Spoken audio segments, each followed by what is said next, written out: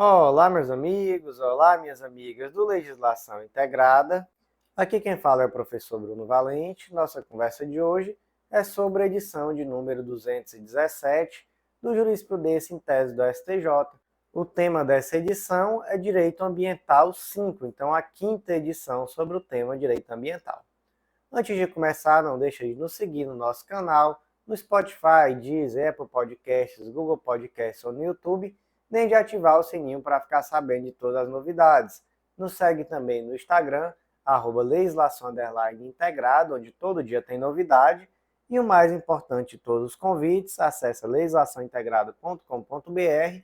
Lá você vai conhecer o Clube da Lei, que é o clube de membros que te dá acesso a todos os materiais de lei seca e jurisprudência do Legislação Integrada e a mais de 100 planos de leitura, são planos por carreira e por edital específico, e um material semanalmente atualizado com tudo que você precisa em termos de lei seca e jurisprudência.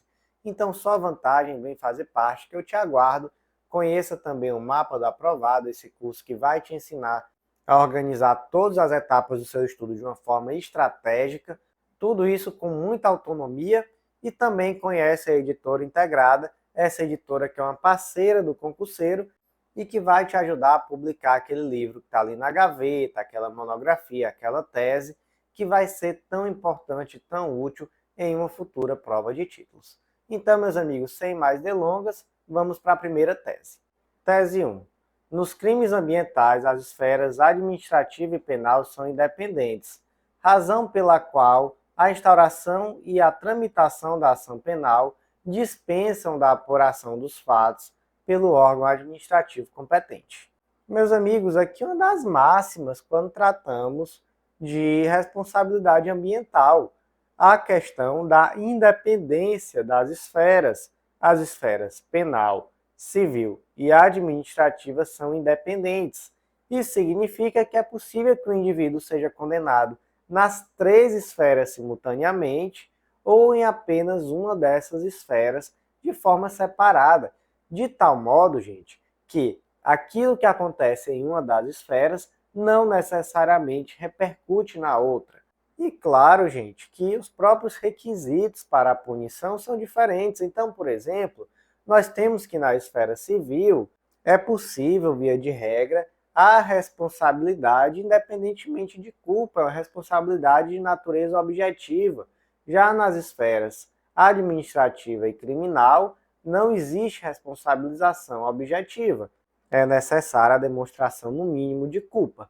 E, gente, uma posição em sentido contrário seria um verdadeiro direito penal do autor, não é?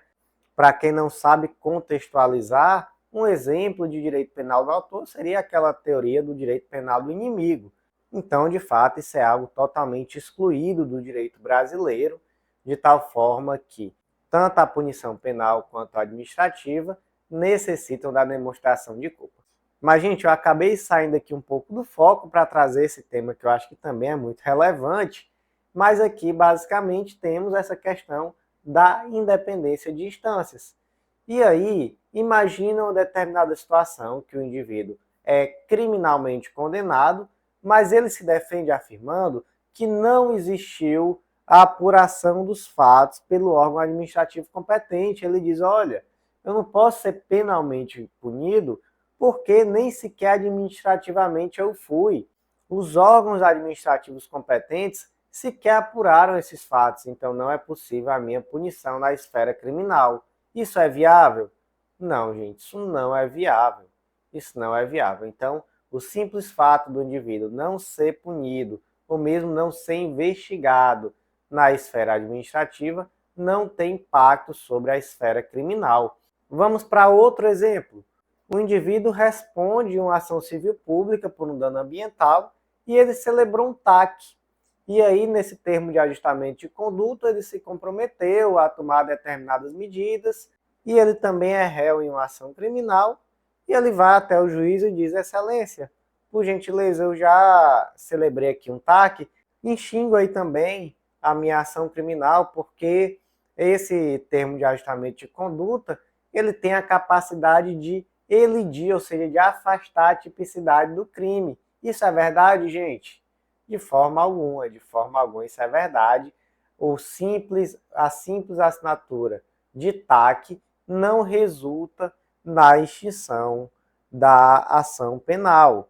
Não há afastamento da tipicidade penal de forma alguma. Mas na frente nós vamos ver que até pode ter algum impacto no sentido de dosimetria da pena, mas afastar a tipicidade de forma alguma.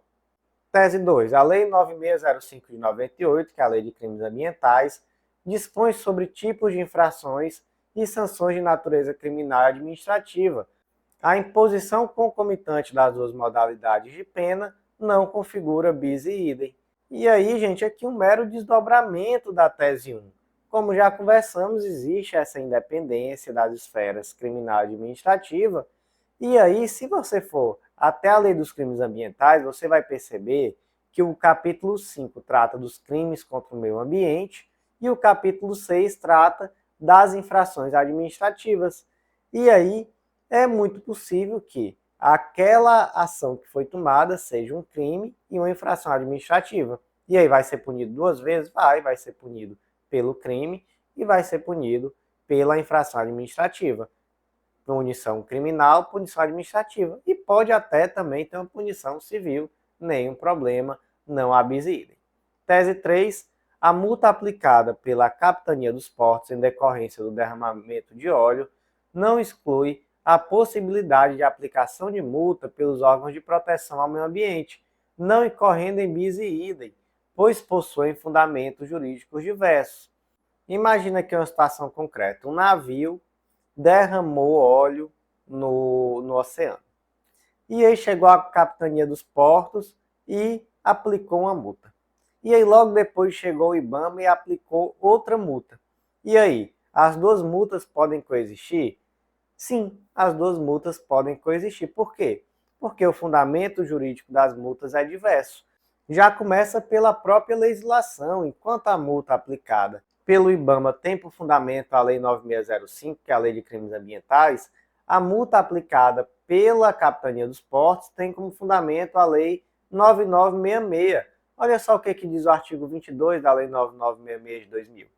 Qualquer incidente ocorrido em portos organizados, instalações portuárias, dutos, navios, plataformas e suas instalações de apoio que possa provocar a poluição das águas sob jurisdição nacional deverá ser imediatamente comunicada ao órgão ambiental correspondente, à Capitania dos Portos e ao órgão regulamentador da indústria do petróleo, independentemente das medidas tomadas para seu controle. Artigo 25, parágrafo 3º. A aplicação das penas previstas neste artigo não isenta o agente de outras sanções administrativas e penais previstas na Lei de Crimes Ambientais, Lei nº 9605 de 98, e em outras normas específicas que tratem de matéria, nem da responsabilidade civil pelas perdas e danos causadas pelo meio ambiente e ao patrimônio público e privado. Então você já percebe duas coisas. Primeiro, que a fundamentação jurídica da multa aplicada pela Capitania dos Portos é diferente da fundamentação jurídica da multa aplicada pelo IBAMA, inclusive a legislação é diferente. Segundo ponto, que a legislação que atribui essa possibilidade da Capitania dos Portos aplicar a multa, traz expressamente que essa multa aplicada não exclui a multa que pode ser aplicada pelo IBAMA. E aí, gente, temos inclusive uma vinculação diferente do valor decorrente dessa multa aplicada, porque a multa aplicada pela Capitania ela é vinculada ao Fundo Naval, que é destinado ao cumprimento e à manutenção dos serviços necessários à fiscalização daquilo que dispõe a Lei 9966. Ela não está relacionada propriamente à repressão do dano ambiental causado. Então, olha só, são diferentes. Já a multa aplicada pelo IBAMA, ela tem sim relação com o dano ambiental causado. Então, são fundamentos diversos, são legislações diversas, e uma legislação traz expressamente que a multa aplicada não exclui aquela multa que também poderá ser aplicada pelo órgão ambiental. Tese 4. A aplicação de multa relativa a danos causados pela União não impossibilita a cobrança de sanção pecuniária por município ou estado decorrente do mesmo fato. E aqui, gente, temos uma situação que é muito interessante. O que diz a Lei 9605, Lei de Crimes Ambientais, lá no artigo 76? Diz que o pagamento de multa imposta pelos estados, municípios, DF ou territórios substitui a multa federal na mesma hipótese de incidência. Então, o órgão de proteção ao meio ambiente municipal aplicou uma multa. O IBAMA pode aplicar outra multa pela mesma circunstância, pelo mesmo fato? Não, porque o município já aplicou a multa. Mas aí eu te pergunto, e se for o contrário? E se foi a União que aplicou a multa? O Estado, município e DF também perde essa possibilidade de aplicar a multa pelo mesmo fato? Não foi isso que disse a lei, não é? De fato, a lei disse que a multa aplicada pelo Estado, município, DF ou território substitui a multa federal. E aí, em julgados acerca do tema, até se critica a constitucionalidade desse tipo de dispositivo, etc. Aqui, como eu trouxe julgados no âmbito do STJ, realmente eles não adentram nessas questões de constitucionalidade, mas trazem o debate. Mas, de fato, o que eles trazem é que a literalidade da lei não traz essa situação inversa. O que ela diz é, se o Estado, município ou DF aplicou multa, a União não pode. Mas não diz que se a União aplicar multa, Estado, município e DF não podem aplicar multa. Na verdade, se está aqui favorecendo o ente menor, né? O ente que está mais próximo do dano ambiental, em detrimento do dano do ente maior e que, portanto, está mais distante do dano ambiental. Então, veja só como é que ficou a tese. A aplicação da multa relativa a danos ambientais pela União não impossibilita a cobrança de sanção pecuniária por município ou Estado decorrente do mesmo fato. Tese 5. A celebração de termo de ajustamento de conduta, TAC, não impede a persecução criminal pela prática do crime ambiental, mas pode eventualmente repercutir na dosimetria da pena.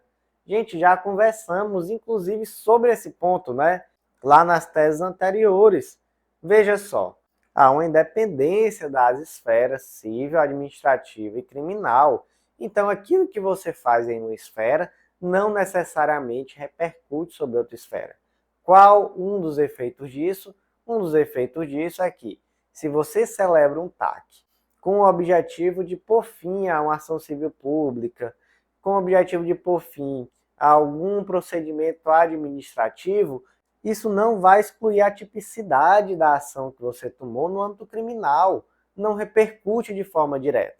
Mas até pode o quê? Pode repercutir na dosimetria da pena. Então, por exemplo, pode-se verificar que as consequências do crime foram menos gravosas, já que, em virtude do termo de ajustamento de conduta que foi celebrado, o indivíduo já tomou medidas aptas a atenuar os danos causados.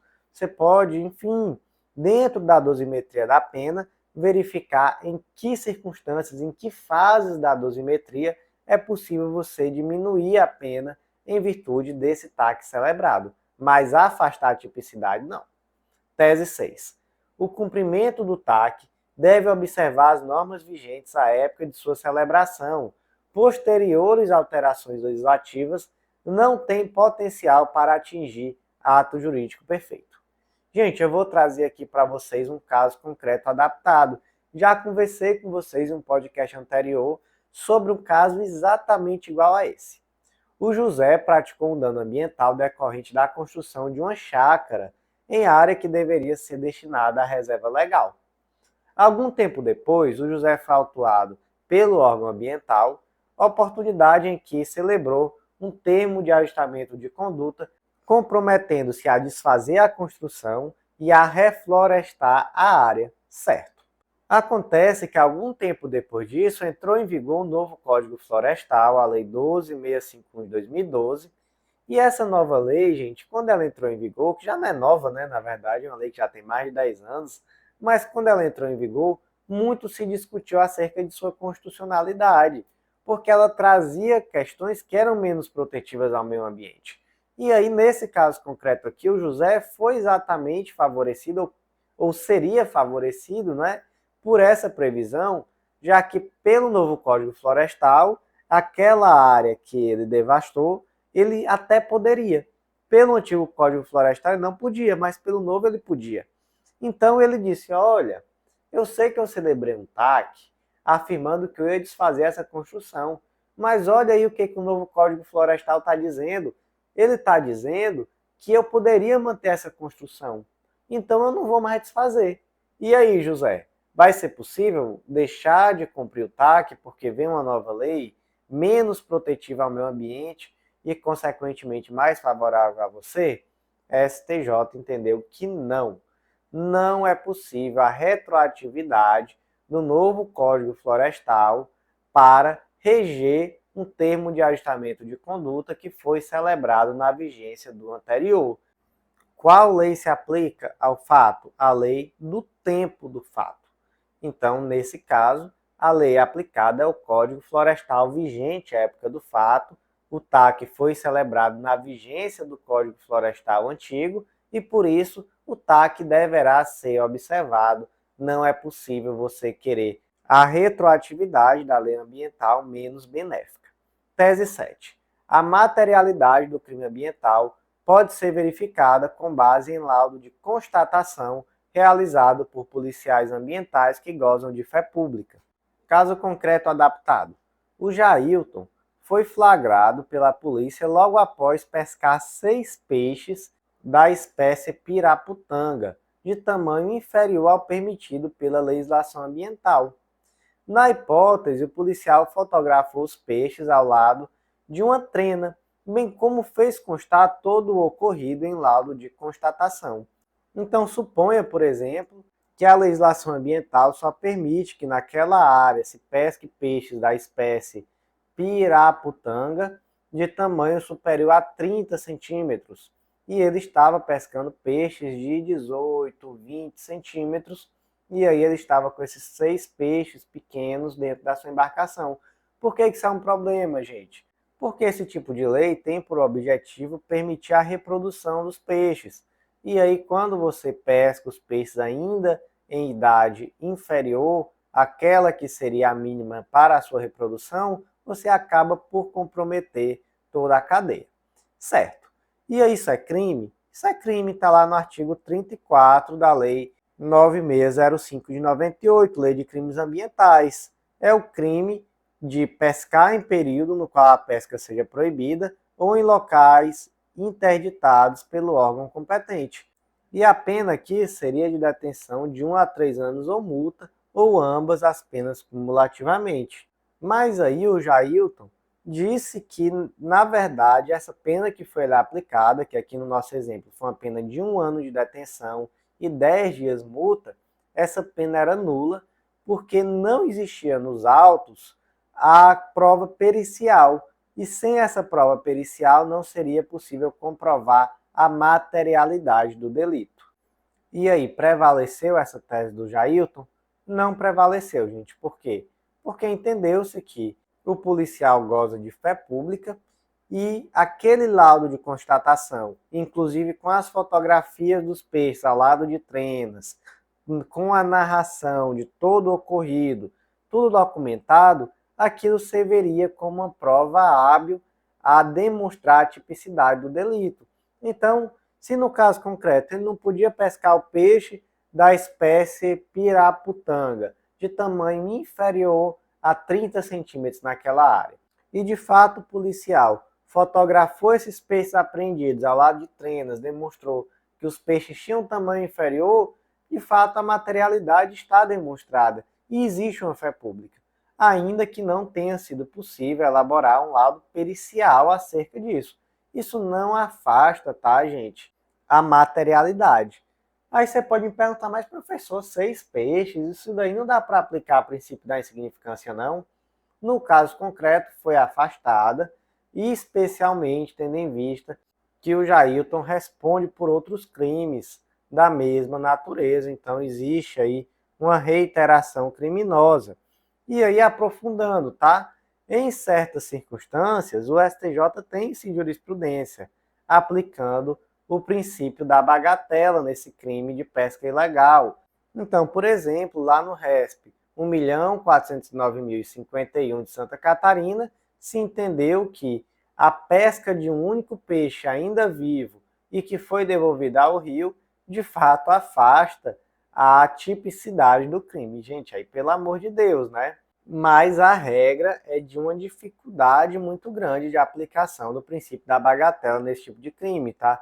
Inclusive o STF, primeira turma, lá no HC 122.560, afastou essa possibilidade, tendo em vista que o bem jurídico protegido é um bem jurídico de extrema relevância, que é a proteção ao meio ambiente. Então, em regra, de fato, não é possível aplicar, mas nós sabemos que em situações excepcionais é sim possível essa aplicação, mas se houver reiteração, aí de fato, para qualquer crime, né, essa regra cabe. Se houver reiteração criminosa, você não tem como aplicar, via de regra, o princípio da insignificância. Tese 8. Na suspensão condicional do processo aplicado aos crimes ambientais, a extinção da punibilidade dependerá da emissão de laudo que constate a reparação do dano ambiental. Gente, primeiro ponto. Suspensão condicional do processo. O que é isso? É uma medida despenalizadora, também chamada de sursi processual. Ela está prevista na Lei 9.099 de 95, que é a Lei dos Juizados Especiais Cíveis e Criminais, e nela o juiz poderá suspender o processo até que se cumpram determinadas condições que estão lá no artigo 89 da Lei 9.099 de 95, e aí, uma vez satisfeitas essas condições, existe a extinção do processo. A quais crimes se aplicam? São aqueles crimes que às vezes se chama de crimes de médio potencial ofensivo. São os crimes com pena mínima igual ou inferior a 1 ano, abrangidas ou não pela Lei 9.099 de 95. Porque, gente, imagina, por exemplo, que um crime tenha pena de 1 a 10 anos. Esse crime não vai ser um crime de menor potencial ofensivo, mas ele tem uma pena mínima igual a 1 ano. Então, é possível sim a suspensão condicional do processo no caso do cometimento ou do suposto cometimento desse crime. E no caso de crime ambiental, é possível? É possível, e aí o artigo 28 da Lei de Crimes Ambientais traz expressamente essa possibilidade, mas diz que o artigo 89 da Lei 9.099 é aplicado com algumas modificações. E a principal modificação é que a extinção da punibilidade ela vai depender da constatação de laudo de reparação do dano ambiental. Então diz, olha, você pode sim ter a suspensão condicional do processo, tudo certinho, desde que a pena mínima aqui seja igual ou inferior a 1 ano, mas a extinção da sua punibilidade estará condicionada ao laudo de constatação de reparação do dano ambiental. Tá certo? Tá certo. Então, recomendação, leiam o artigo 28 da Lei 9.605, Lei de Crimes Ambientais, e leiam também o artigo 89 da Lei 9.099 de 95, Lei dos Juizados Especiais Cíveis e Criminais, porque esse tema é de grande importância. Tese 9. Comete ato infracional equiparado ao crime de maus tratos de animais aquele que, de qualquer modo, concorre para a rinha de galo, inclusive os participantes do evento. Gente, rinha de galo é crime? É crime, gente. Rinha de galo é crime. Artigo 32 da Lei de Crimes Ambientais. Praticar ato de abuso, maus tratos, ferir ou mutilar animais silvestres, domésticos ou domesticados, nativos ou exóticos. Então, se você pega um galo e bota esse galo para brigar com outro por diversão, para poder apostar, para poder ganhar dinheiro, você está maltratando os dois animais. Isso é sim um crime. Está lá na Lei 9605, artigo 32. Inclusive, dê uma olhadinha nesse artigo 32, porque tivemos uma alteração legislativa recente que trouxe uma forma qualificada desse crime quando os maus tratos forem a cão ou gato. Então, muito importante essa alteração legislativa. Certo, professor? E se o indivíduo está só assistindo a rinha de galo, ele foi só participar do evento, e aí isso continua sendo crime? Continua sendo crime.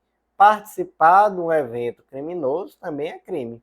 Você está ali assistindo a rinha de galo, você está contribuindo com o evento criminoso. Professor, mas é porque quem estava assistindo era Luizinho. Luizinho é um menino de gente boa, 16 anos só, amigo do meu filho, estudioso, e aí mesmo assim ele vai estar cometendo um crime? Não, crime não, né? Porque ele só tem 16 anos, mas ele estará cometendo um ato infracional equiparado ao crime de maus tratos. Está lá no artigo 103 do ECA. Considera-se ato infracional a conduta descrita como crime ou contravenção penal. Então, de fato, mesmo o Luizinho, que é amigo do seu filho, gente boa, 16 anos, estudioso, ele também estará ali cometendo um ato infracional equiparado ao crime de maus tratos. Tese 10. A extração irregular de minério constitui prática ilegal e impõe ao infrator o dever de reparar integralmente os danos causados à União. Assim, não há falar em ressarcimento dos custos operacionais decorrentes da atividade contra a legem. Gente, caso concreto adaptado. A mineradora X, ela é ré em uma ação civil pública que objetiva a indenização por danos ambientais decorrentes da extração irregular de argila em uma determinada área. Ao final, a empresa foi condenada a ressarcir integralmente os danos causados no valor de R$ 1 milhão.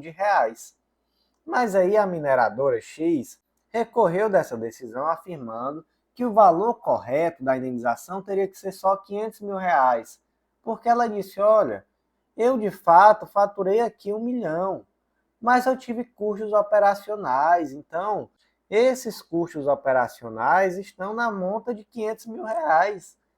E aí eu não posso ter que devolver 1 milhão se no final das contas eu só fiquei aqui no meu bolso mesmo com 500 mil.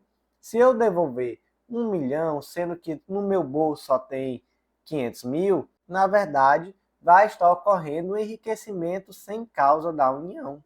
Está errado, não pode. E aí a alegação prospera? A alegação não prospera, porque a extração irregular de minério ela é uma prática ilegal e impõe ao infrator o dever de ressarcimento integral do dano. Não é possível você excluir o custo operacional para o exercício da atividade ilegal do valor da indenização. Então, isso perderia, segundo decidiu o STJ, o caráter pedagógico punitivo, isso incentivaria a impunidade da empresa extratora. Então, de fato, ela tem que devolver o valor integral, não é possível abater sequer o custo operacional. Então, meus amigos, por hoje foi isso. Eu agradeço a você que ouviu até o final. Faça aquele convite de sempre, acesse legislaçãointegrada.com.br, vem fazer parte do Clube da Lei, esse clube de membros que dá acesso a todos os materiais de lei seca e jurisprudência do Legislação Integrada. Vem também conhecer o Mapa do Aprovado, esse curso que te ensina a estudar de uma forma estratégica em todas as etapas do teu estudo, e também vem conhecer a Editora Integrada, essa parceira do concurseiro e que vai lhe ajudar, inclusive, na sua prova de títulos. Então, meus amigos, por hoje foi isso. Eu agradeço a você. Até a próxima.